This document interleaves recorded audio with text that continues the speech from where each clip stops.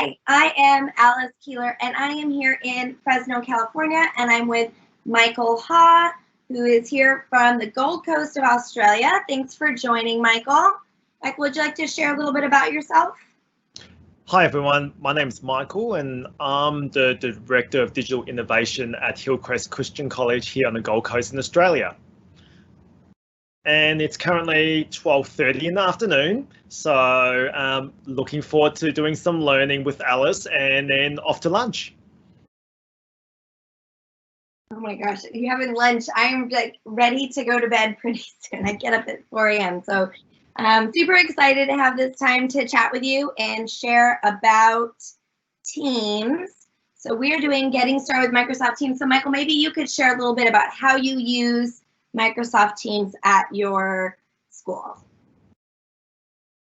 Yeah, so with Microsoft Teams, it really is a central portal for all our teaching and learning across our school. So we have, through an automated system from our student information system, we have a team that's automatically created for every one of our classes across all the schools, with all the students already automated, populated into the team as well. So it just means that on the first day of class, when students or parents come in, all their learning content is there, and they can have that start that learning straight away and have those interaction with the teacher right away.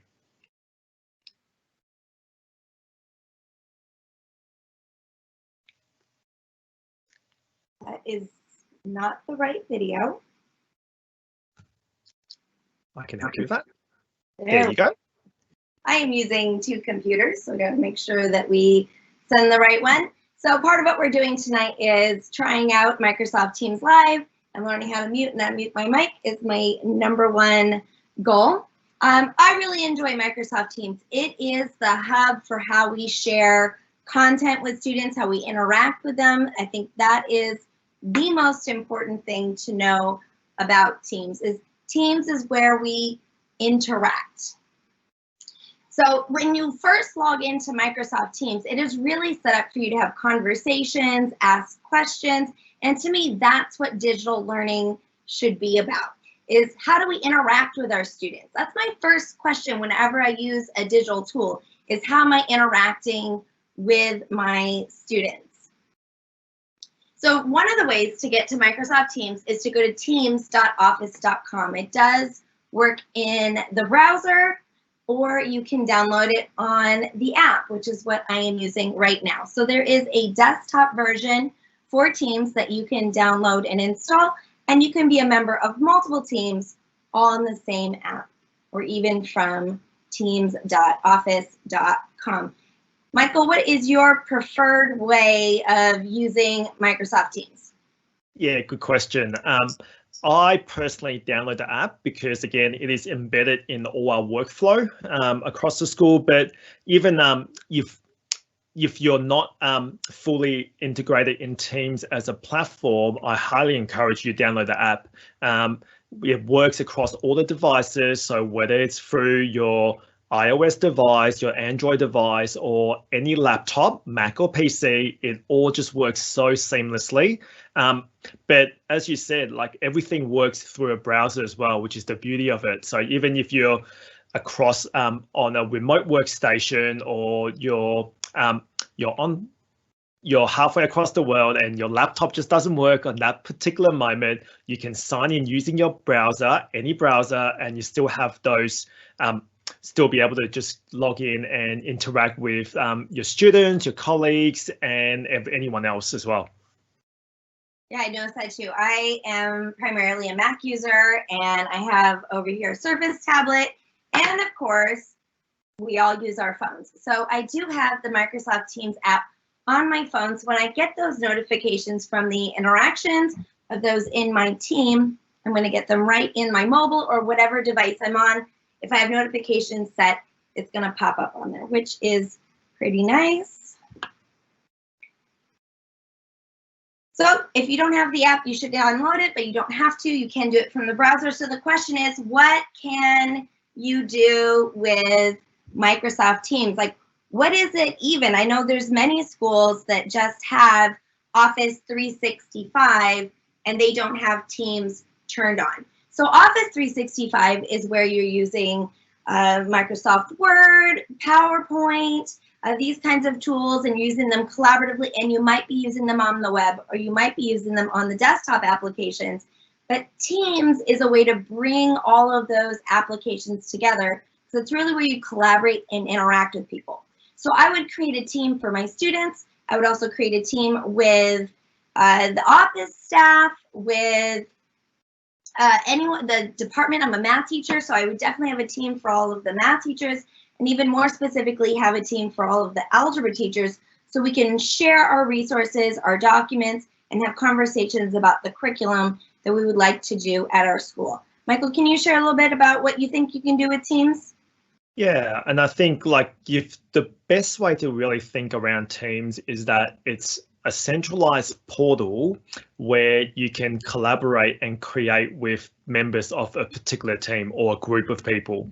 So whether you have a team for a class or you have a team for a department, it's a really easy way for you to be able to have conversation, whether it's text-based, video-based, and serve as a house to store all your files as well. So, you know, an example that Alice gave earlier was that we collaborated over halfway across the world on the PowerPoint this morning, and everything was done within a channel within the team. So we had a channel set up for our webinar for today, and all the files that we have was housed all within that, where we can both collaboratively work on it at the same time together. Yeah, that's definitely one of my favorite things, because Teams is your digital space to collaborate and work with colleagues and students, depending on how you set it up, obviously. And so what I was able to do is I just created a PowerPoint in our team. And because Michael, who is in Australia, and I'm in California, are in the same team, I just made the PowerPoint. I didn't have to do anything, and I had full confidence that Michael is going to be able to have access to that. So that's really nice when you take that as a perspective with your students. As you share documents and resources, how do I get them to them digitally? Teams solves all of that. And I think to add on to that too, what's amazing, it's also not around only the content creation, but we can actually have discussion, and we can talk and really break down what we're actually doing as well. So throughout the whole day, we're having our PowerPoint on one side, but then we also have a discussion thread on one side as well, where we're talking and bouncing ideas of each other on how to actually co-present this presentation to you.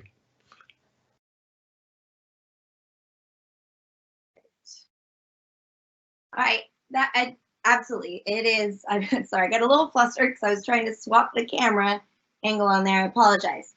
So I would just like to just kind of throw in a little tiny aside. I know this is not Microsoft Teams, but I was making this PowerPoint today, although I was making it in Microsoft Teams. So I was actually able to create this PowerPoint directly in Teams. And then I started making this bullet list of things you can do with Microsoft Teams. And I love the slides designer. I love the slides designer in PowerPoint. And it just automatically said, hey, do you want this really boring bullet lists to be these cool icons? And I'm like, oh my gosh, those are like the perfect icons. I like read them. So I like using PowerPoint Slide Designer. If you haven't tried that lately, it's amazing. So what are some things that you can do with Microsoft Teams? You can leave class announcements. You can have class discussions. You can share collaborative files. Of course, create assignments and give feedback. So, but the number one thing is, of course, create a class. So what I'd like to do is have us go and create a class together and model what that looks like and some of the things that we can do. And then Michael, I'm going to invite you as my student so we can show this from both sides. So if you could share your screen also to have that available. Let's see how we do. So I'm going to share my desktop and I'm going to bring back up Teams app. You have one team for every class that we have in our senior school, and we have a team for a particular class as well across our junior school. Each teacher has an autonomy to create sub-channels depending on their needs. So for instance, some teachers would create some channels based on the weeks or the different topics, and some would group conversations or channels around different themes that they're having as they're teaching throughout the semester. Browser, and it looks the same way in the browser as it does on the app. So you can see that I'm at teams.microsoft.com, and I have up in the left is the activity bell, the chat icon, the teams, that's where we create these spaces that we work together, assignments, and calendar. Sometimes these are hidden. You'll have to click on the 3 dots. You can find calendar oftentimes gets collapsed into the 3 dots. And in the upper right, I'm going to choose join or create team. And that's where if I was a student or a collaborator, a teacher who I'm working with, I would, if I had a code for that class or for that team, I would enter it there, but I'm going to choose create team. And it gives you different options for the types of teams. So it defaults some of the presets within Microsoft Teams. Now, if we're going to create one for our students, we're going to teach, obviously we would do class, because if I don't choose class, I'm not able to do assignments. So I'm going to do a sample class, and I'm going to do next. And then I'm able to add students. And I just start typing their email addresses. I'm able to add them pretty quickly and easily so long as they're already in the system. If they're not in the system, so for example, I know this one would not be, all I have to do is type the email and ask if I want to add them as a guest, and maybe I do, and I just click add. So it's really that quick and easy to add students right into your Microsoft Teams.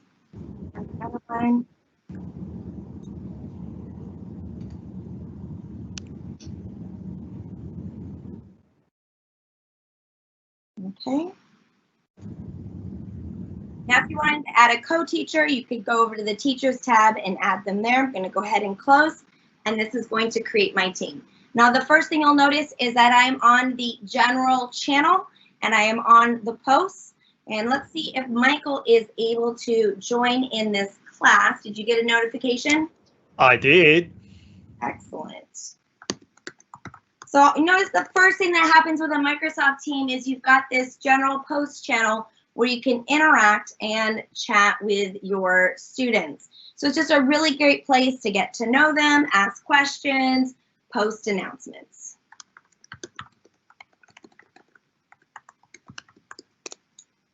Michael, are you able to reply into that? For sure.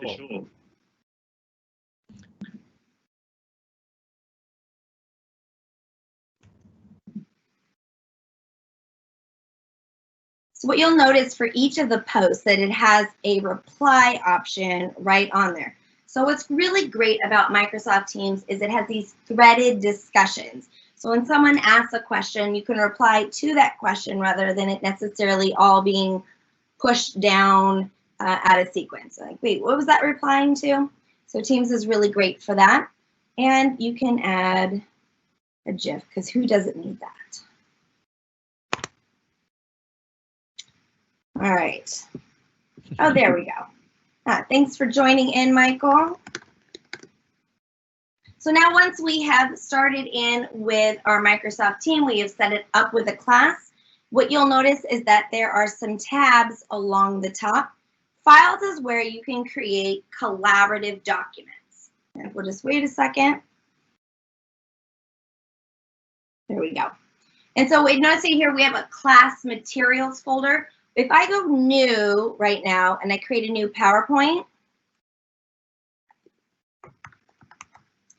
any files created on the Files tab are actually collaborative. You'll notice that it opens up right in Microsoft Teams. Michael, are you able to join in on this PowerPoint? Would love to. So just real quick and easy, I can create a document where I have my students participate. That's one of my favorite things to do, is share a single PowerPoint or a single Excel spreadsheet and have all the students contribute on the same one rather than relying always on individual documents, which really helps facilitate conversations when we get together. Now, I was telling you earlier how much I love Slides Designer in PowerPoint. So I look over here on the right-hand side and I see the designer logo, and it comes up with some really fun ways that I can make my PowerPoint just look that much cooler. And it never, ever gets old is seeing someone join your document and start working with you. So while I was playing with Slides Designer, you'll notice that Michael has added a slide. I think I'm taking up all of the bandwidth to do this video chat because it's usually really fast and easy to use. Slides Designer, let me refresh, see what happens.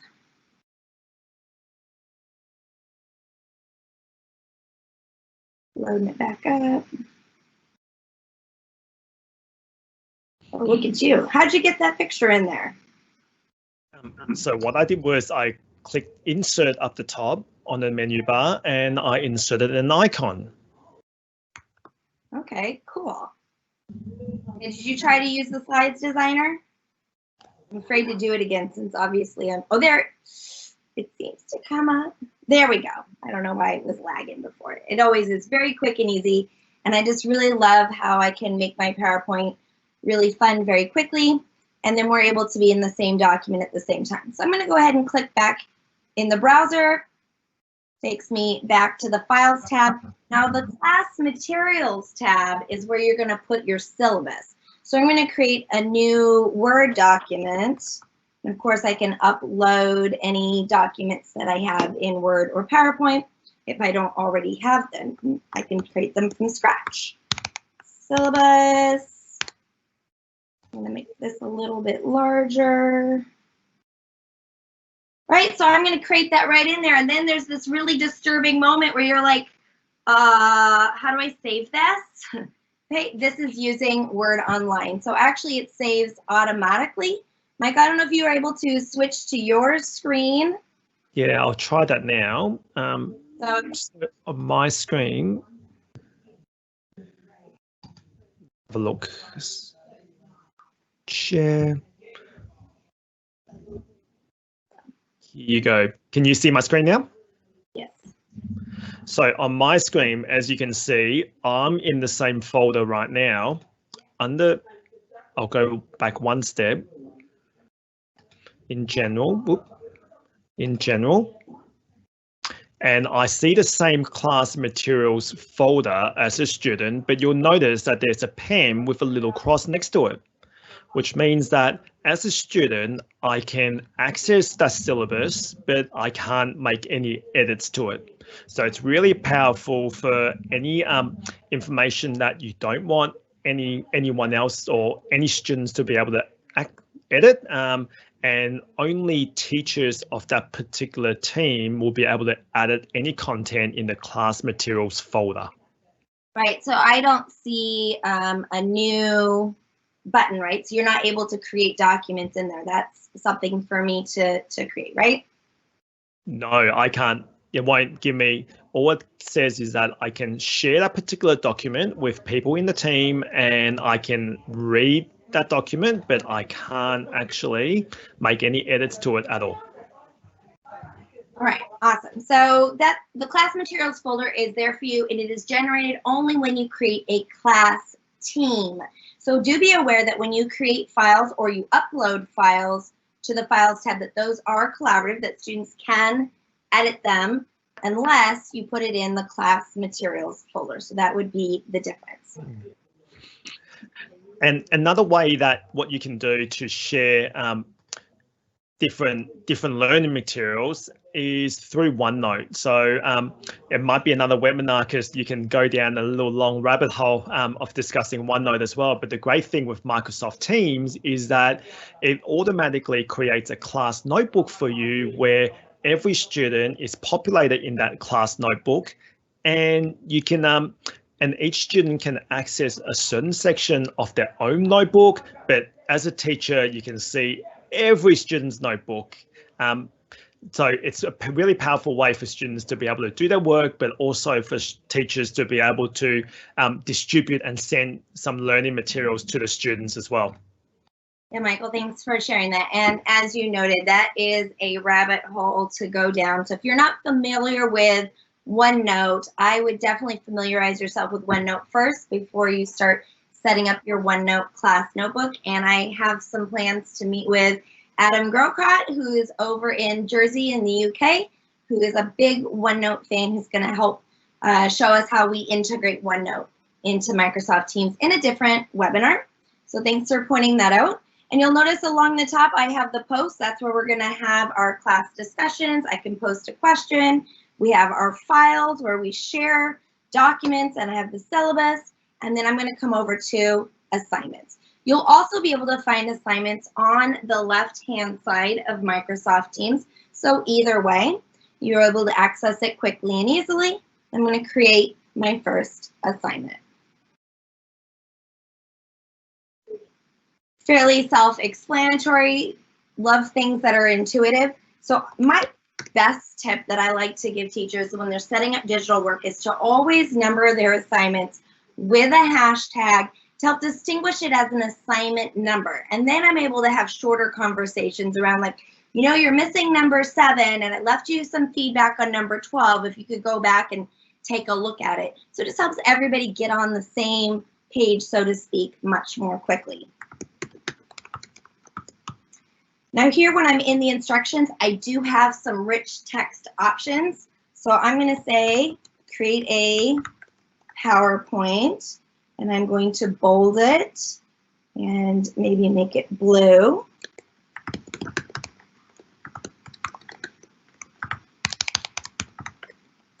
Now I'm really all a lot about student empowerment. I want students to do for themselves and to know how to create things from scratch. So this does give me the option to add resources. So I could create a PowerPoint with a template that I could distribute to students, but they are able to actually do that themselves. So I don't have to add resources at this point.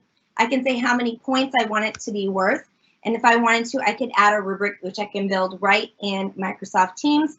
I'm not going to show that right now. If you have multiple classes, when it says assign to, you can click on that and assign it also to your other classes of the same section, and you can assign it to a subset of students. So it doesn't go out to all of the students, but rather just a few. You know, when you're trying to differentiate, I have a student who's on medical leave, I will take them out of that assignment so they don't see it, and then give them the alternative assignment for them to do for the work that they need to do when they come back.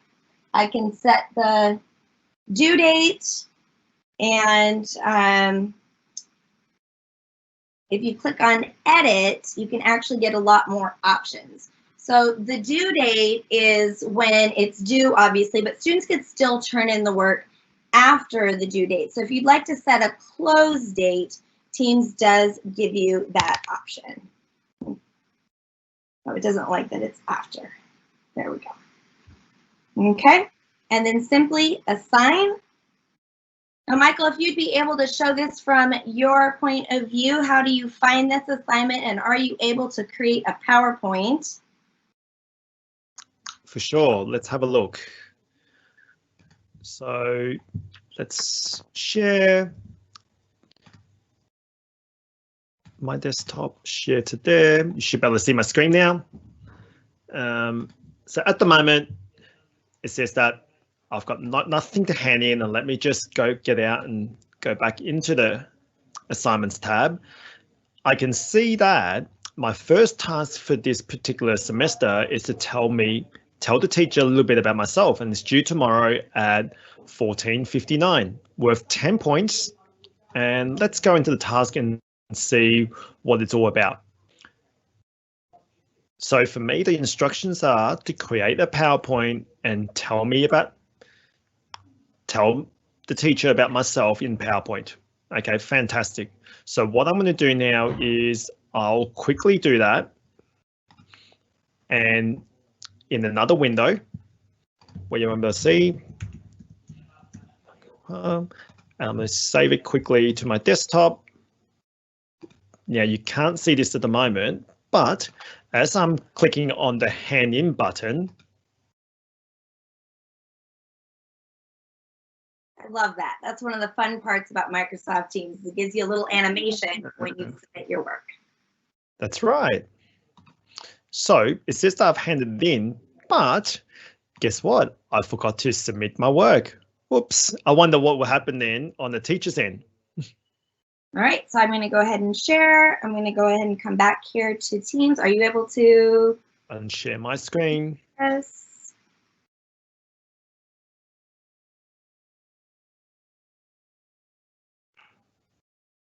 Is it sharing? Not yet. Am I sure I want to share? Yes. Here you are. Okay, okay, right, good. So we are here in the assignments tab. It says these are the assignments that I have assigned. I can see the assignment stripe, and when it's due, I'm gonna be able to click on this. And one of the things that I really enjoy about Microsoft Teams is it tells me if a student's even looked at the assignment. So I can see that Christy here, not only did she not turn it in, she hasn't even looked at it, but Michael has viewed it. And I am able to sort it if I click on status, sort it the other way. So anyone who's looked at or turned in the assignment floats to the top. I'm going to go ahead and click on viewed. And it says there's no work in here.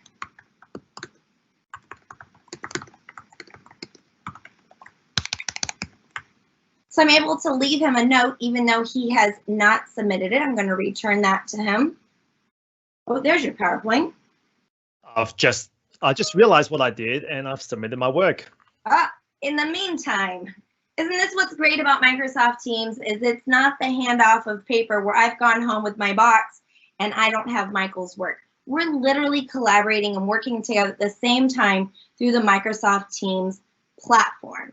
So I'm able to now, okay, see Michael has got his name on it. So I'm going to right click and give him a comment.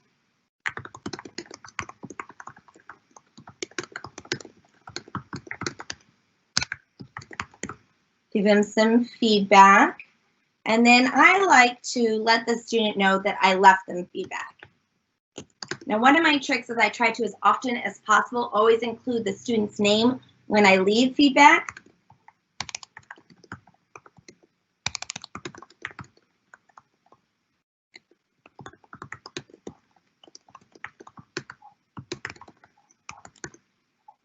All right, Michael, are you able to see this comment?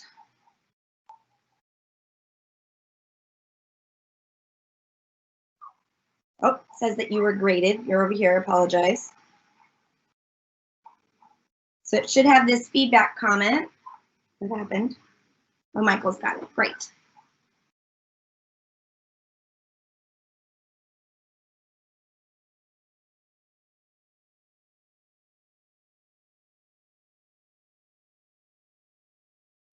Michael, you're muted. I can see that I've submitted my work through here, and over here on the right, some feedback from the teacher. Michael, you need to start this PowerPoint. Okay. Let's go into the PowerPoint.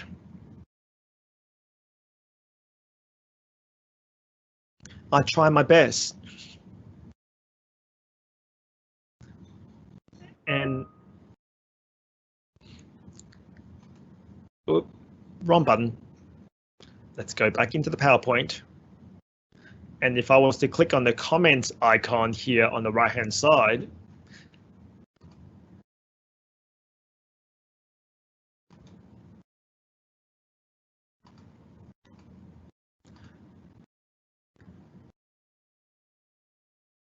hasn't come through yet. I might just get out of it and have a look. Let's reload it. Yeah, it's okay. Obviously, we are dealing with trying to do this video chat webinar, and it is causing it to lag. I've used this many times, and it works pretty quickly, and I really enjoy having the interactions. So do I, and I think it's really powerful because it allows for that feedback loop to happen between the students and the teachers. And another thing that you'll be able to see as you create a task is to create different rubrics on the class for the assignment. So it just gives the ability for students to really deeply engage with the work and to really dive into what they learn and know the success criteria of what they need to do to achieve what they need to do. So it's a really powerful way for teachers to be able to send some work and for students to be able to do the work as well. Yes, totally. And so that's really what it is. It's about having clear expectations and being able to have this back and forth interchange that we're really able to rethink teaching and learning. What was possible with paper, we don't have all of the same constraints. So the next thing I'd like to focus on now that we know how to create an assignment and to review student work is creating channels. That is my favorite part of Microsoft Teams. So I'm going to go ahead and try and share my team. Are we in? We are. Excellent, thank you. So what you'll notice is over here on the left is that there is a general channel. And that is where obviously the assignment that I created, posted there, I can see it, the students can see it, so it lets them know what assignments, in addition to them clicking on the assignments up at the top. But what if I wanted to have a small group discussion? So I'm going to create a channel where I click on the 3 dots next to the class title, and I'm able to add channel. Now I would make one for each unit. So we're doing Unit 5, Parabolas. And this is a standard channel available to everyone on the team. I'm going to automatically show this channel in everyone's channel list. Doesn't like my colon. So what happens when I create this channel is it gives me a whole new place to have a conversation. And so I'm able to put out prompts that students can reply to because discussion is so powerful for learning. But I don't want all the conversations about content to be mixed in with just all conversations about the class in general. So general chat would be under the general channel, general conversations, questions, things about the class. Is there going to be a fire drill on Friday? We're going to be out, a bunch of students are going to be out for the band thing. Those are the kinds of things we put into the general chat. But in Unit 5 Parabolas, okay, I'm unsure.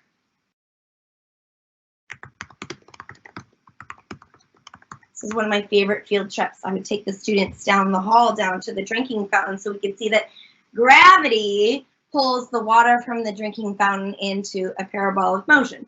Not that you need to do that. But if Michael is really confused and I think, hey, you know what, we just need to have a quick chat, you'll notice I have all of these great options along the bottom here for my reply. And one of them is Meet Now. And so I'm able to actually jump in real quick and have a video chat where we talk through ideas. I'm not going to do it because I don't need to do all of the bandwidth right now. But I think that's really one of the advantages, the multimedia ways that we can connect with students through the channels. And then you'll notice up at the top there is a Files tab, and any of the files in here are available around that unit. So that's where I would create a new PowerPoint or a new OneNote. We're going to do examples of parabolas because I'm a math teacher.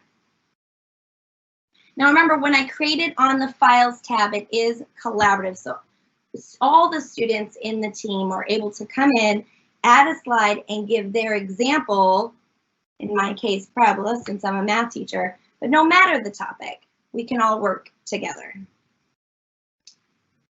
Michael, do you have any comments about channels?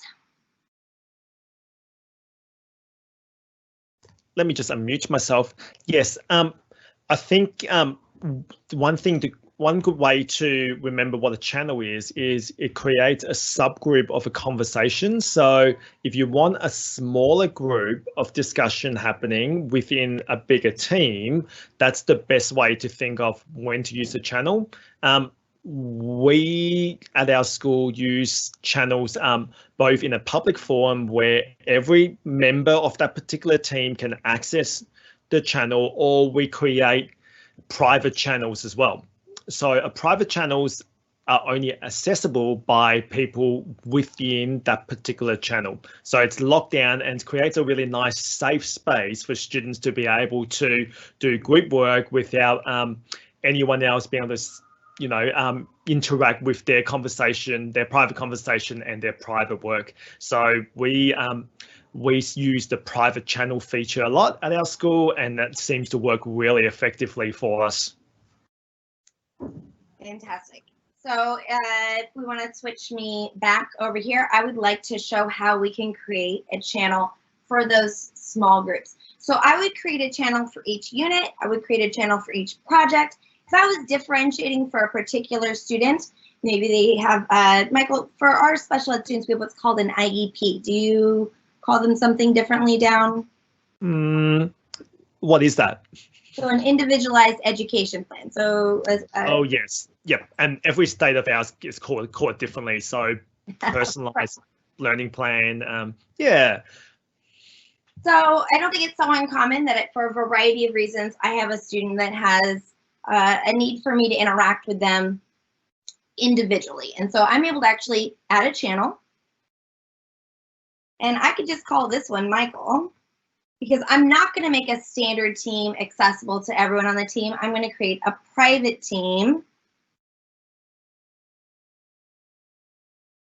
And I'm only going to share this with Michael.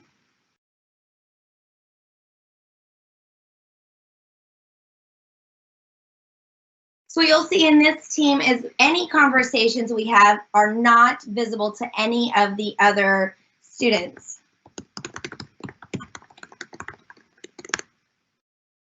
And what I really like is if we create any files or projects, it's really quick and easy to put them in here because it's automatically collaborative between myself and Michael. Now we can create this for larger groups. It doesn't have to be with just one student. I can do the 3 dots,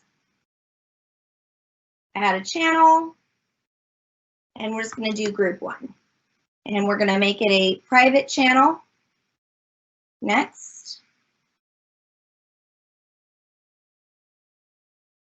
And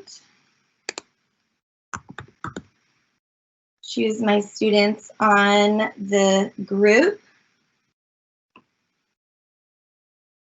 And that's how quick and easy it is to create a subgroup within your team where the conversations and the documents that are shared are just within that group.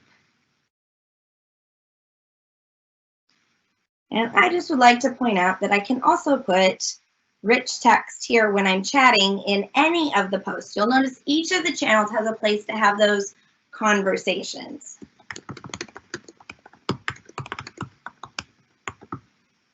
And I can bold that, highlight it, but then notice I can say everyone can reply or only you and the moderators can reply. So you can have some control over the conversations and what gets pushed out into these subgroups. Now, where it says post in multiple channels, for those of you who are teaching multiple classes, you may want to select multiple channels. You're going to put out the same prompt to all of your classes and each of the subgroups. So you can click that there, post in multiple channels. Michael, do you have anything to add about these?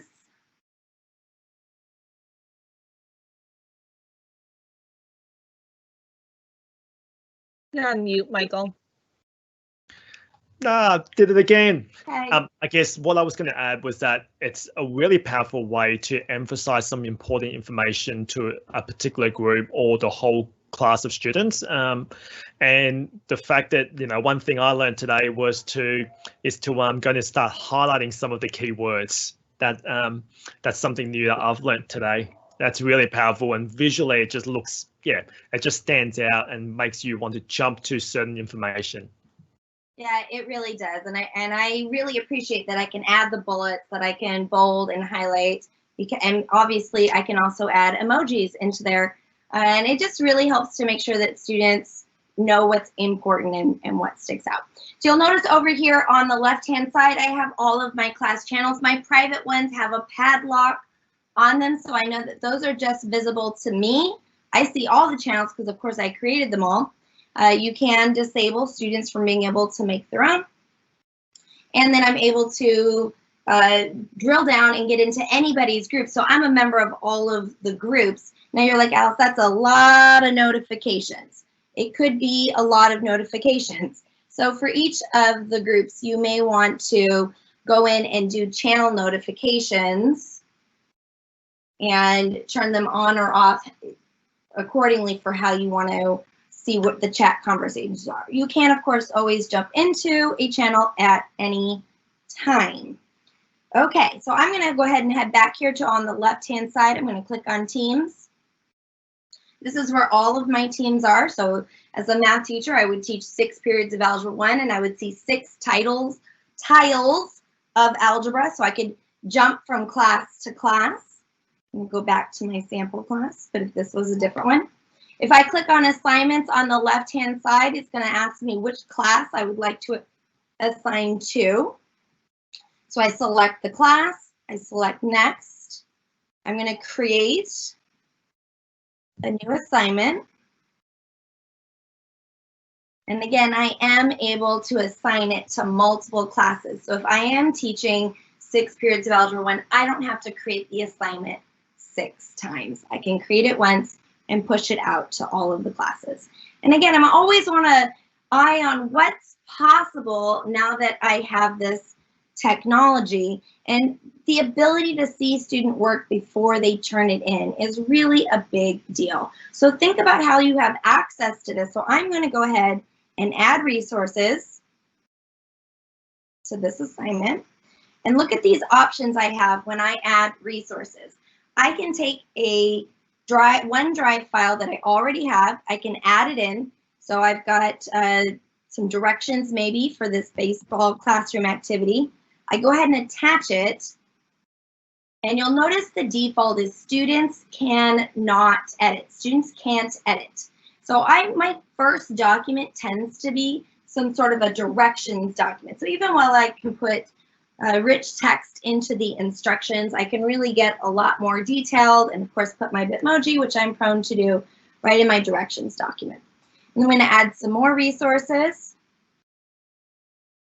You can add a class notebook page, as Michael had mentioned before. So if you are using OneNote, that integrates right into the assignments where each student will get their own page.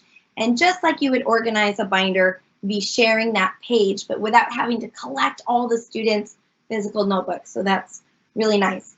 If you wanted to share a link to a particular site like Khan Academy, you could click on link, and I'm going to choose new file, PowerPoint.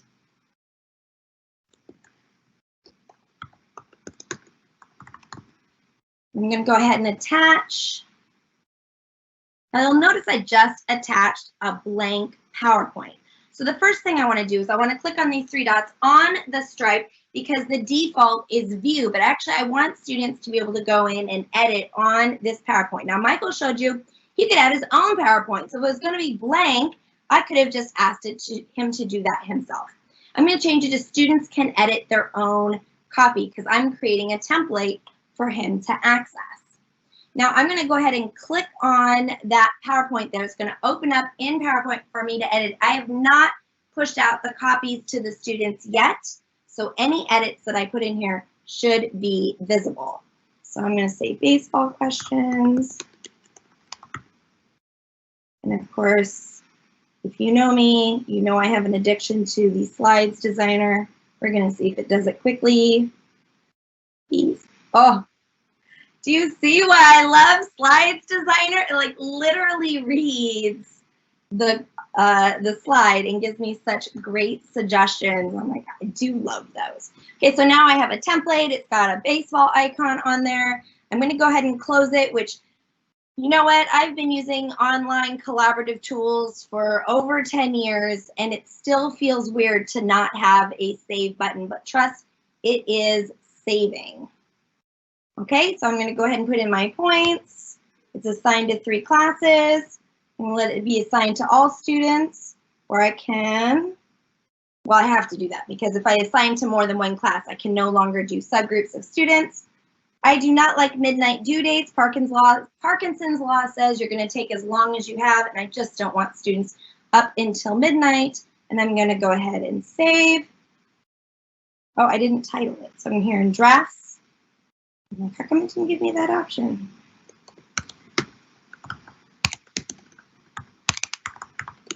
It would be great if I had named it. And then assign, and that is now pushed out to all 3 of my classes. Students are notified immediately, and I don't have to spend class time passing out work and collecting it. So Michael, if you might be able to show that you have your copy of the PowerPoint and maybe add a slide, that would be super.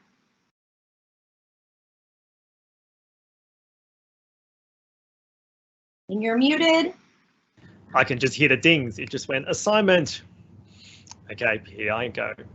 Just going to share my group 1 work with you and share. So you should be able to see my screen now as a student.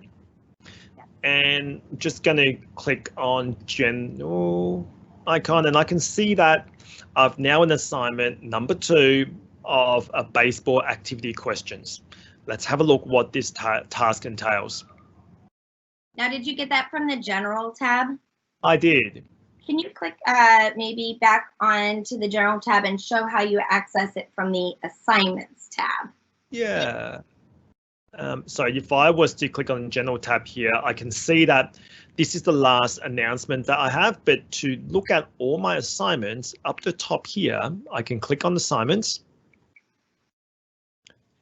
And I can see that one's been assigned to me, number 2, and I have one that I've completed as well. So let me go into this baseball task. I can see that it's due tomorrow at 9 a.m. There are 10 points. It's out of 10 points. There's reference materials that I can access with a Word document. And again, like the beautiful thing that I really like about Teams is I don't need to jump between the different Microsoft programs.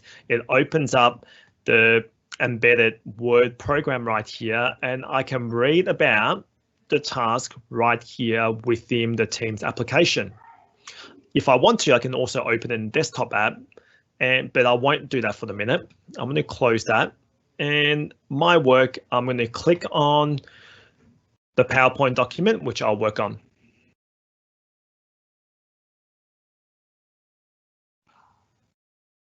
And again, I didn't need to open up PowerPoint again. I can work natively straight in the Teams app, which is amazing.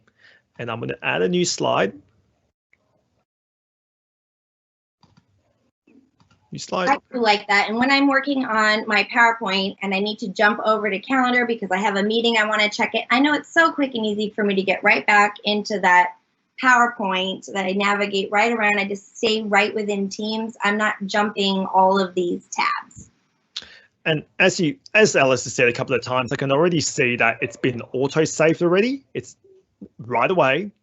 And I'm going to close that now that I've finished my work, and I'm going to hand it in. Don't hand it in. Oh. I didn't hand it in, but then what happens? I'm not sure. Can you unhand it in? I can unhand it in. Do you want me to show you? Yeah, I want you to unhand it in. Okay, so I'm going to hand it in now, and I think I just want to show that while you're working on it, I am able to also be in here before you hand it in. Okay. So I've realized that, oh no, I forgot to add an extra slide in my PowerPoint. So what I can do is I can up here click undo hand in. And now I should be able to go back to the PowerPoint. It's working on unlocking. I give it a little refresh. And again, it usually works much faster when you're not. There we go. And now I can go back into the PowerPoint. Yep. And I should be able to add more slides to it. So I can see that this is the slide that Alice made, and this is my work. And I'm going to make one little extra changes here where I'm going to add an icon of a target. There we go. are finished now, and my work is ready to be submitted. Excellent. Do you not see me in your PowerPoint right now? You should see me. Not at the moment. I think this California, Australia lag. What I've done is I've actually added a slide where I noted that you were missing a slide. So this is one of my favorite reasons to use PowerPoint is I can add feedback slides right into student work, which it will show up there in a second when we're not across the globe, of course. Okay, so I'm going to go ahead and if we want, in my screen sharing, I am not. Let me go ahead and share my content. So I have opened up Michael's work. I can see it. You can see that I have added a slide just to make sure that you've handed this in, correct? I will hand it in right now. Okay, great. So I can see that he has viewed it. I can actually leave in feedback right in here. So I could have done that while I was looking at the PowerPoint, or I can edit in here, and I can also just give him a score right from the roster.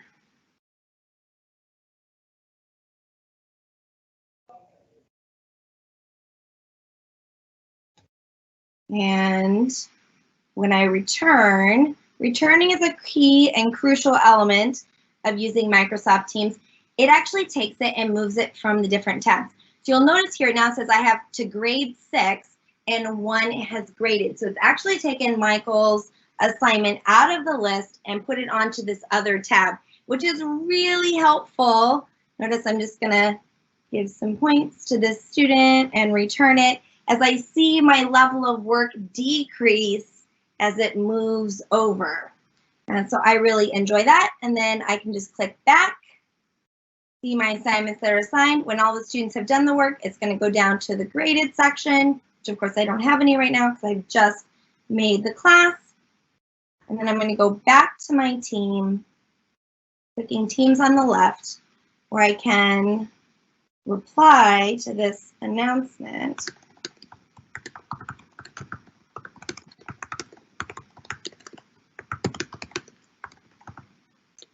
Okay, and send. Michael, thank you for joining me. Do you have any other getting started with Teams tips? We covered creating a class, adding students, creating channels to create subgroups and projects, and creating assignments. Anything else you feel is crucial? Oh, we forgot. There's files. We could share files. Any other started things we met? There's so much that you can do with Teams. Just to top my head, if I was to look across, as a teacher, you can add links that you regularly go to up on the menu bar for easy access for students. You can integrate with other systems. So if you have, for instance, a plagiarism detection system, it will link into that. It also links in with, I think, over 100 different educational products as well. So it's really powerful to be a central dashboard for anything that we do collaboratively in a team. Yeah, absolutely. Those tabs along the top allow you to focus on websites that are important. So when you create a Flipgrid, it integrates right in. But notes, you can just add any website. So I would agree. Thank you very much.